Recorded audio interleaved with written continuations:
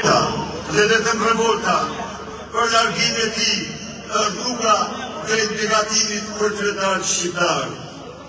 Edi Rama me një krim vërtet kundër njerëzimit le të smur pajlaçe në mëshirën e smundjes, siç e keni parë të gjithë. Revolta dhe vetëm revolta për largimin e tij rruga për të siguruar shërbimin mjekësor të smur territorin. I lejnë qytetarë në mëshirë të fatit pas një përmbytje apokaliptike si të ndodhi në Durrës. Revolta dhe vetëm revolta rruga për largimin e tij dhe rikthyer qytetarëve shtetin që meritojnë.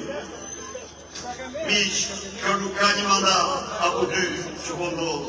Janë 4 mandate që Shqipëria po vjedhet pa dalim, vit pas viti. Po miqtë mi, Edi Rama armiku me rrezik të Shqipërisë nuk mjaftohet vetëm duke vjedhur dhe për zërin shqiptar.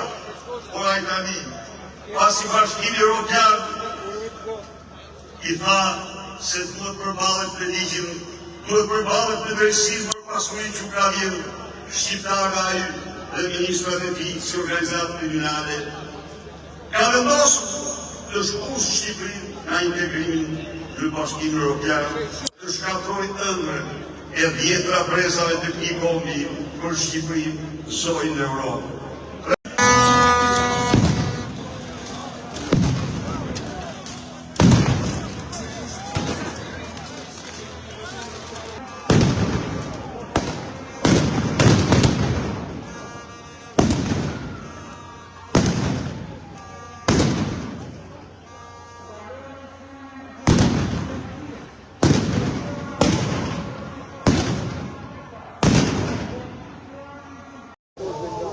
Narko policën do në formë bulevard, tashti atje po vazhdon betejë, por jemi spostuar dhe këtu në 3 fronte betejë kundër narkoregjimit. Si do vijojë më tezë? Përballë qendrës dhe përballë. Qendrës dhe përballë. Do qëndroni këtu apo do të ktheni prapë te kryeministria? Ne jemi në betejë. Beteja varion, atje dhe këtu. Faleminderit.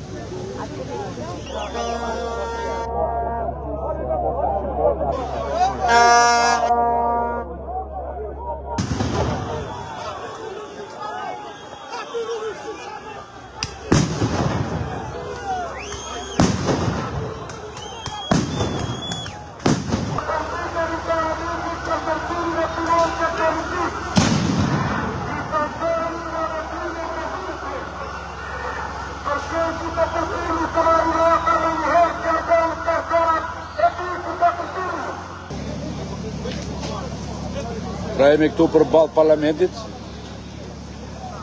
ku me emergjencë erdhi ambulanca dhe u futën barelat, nuk e di se u futën të brenda parlament. Nuk e di çfarë futën. Le të ndjekim tash zjarrin.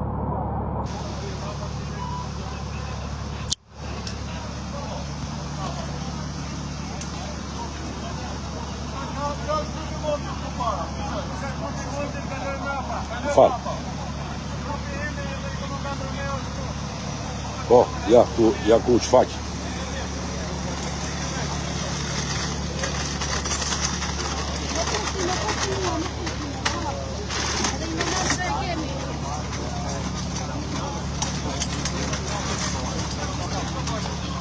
Duket se ka lëndime në kampë nga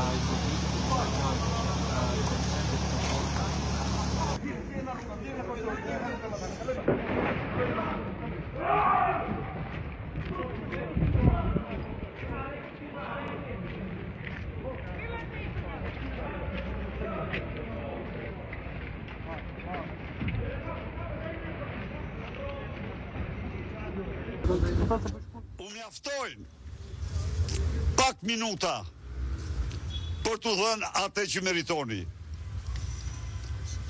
Dhe të përmbajtjen e tyre mos e mjedhi dobësi. Dhe të përmbajtjen e tyre është trimëri dhe guxim. Është vendosmëri për të realizuar qëllimin për të rëzuar, për të hedhur. Nuk ka një fund. Se ju garantoj se kjo vetëpërmbajtje, kjo vendosmëri e jona nuk mund të provokohet dhe provokatorët mund të marrin një mësim që meritojnë. Mirënjohje për ju, mirënjohje për çdo qytetar që erdhë nga të Kateran. Sot, barbaria e policisë nuk kursej gazetar. Këta gazetar dhe kameraman u trajtuar në mënyrën më armiqësore nga bandit me uniformë. U bë gjithçka që të mos përmbushnin dot detyrën e tyre, misionin e tyre, por i përgëzoj se nuk u ndalë për asnjë moment nga detyra dhe misioni, nga paraqitja e çdo akti. Këta bandit që mbrojnë Kërhajduti, Edi Rama dhe Lubi Ballukun, goditën sot deputetët e opozitës që mbrojnë ligjin dhe kushtetutën. I siguroj e garantoj se dhe mrapa diellit po të shkojnë do gjinën dhe para drejtësisë do dalin. Por sot, shqiptarët pa dhe bota pa se si Kryehajduti kombit për të mbrojtur plaçkën e tij dhe për vithet e Lubi Ballukut është i gatshëm t'i verë flakën Shqipërisë. Është i gatshëm ta shkus nga Bashkimi Evropian. Po dhe ne jemi të gatshëm, më të gatshëm se kur, t'u japim atë që meritojnë. Rrofshiu, rrofsh Shqipëria, në datën 20 shkurt, është dita jonë, dita e fitores, ndërim të gjithë protestuesve. Fitore, fitore, fitore.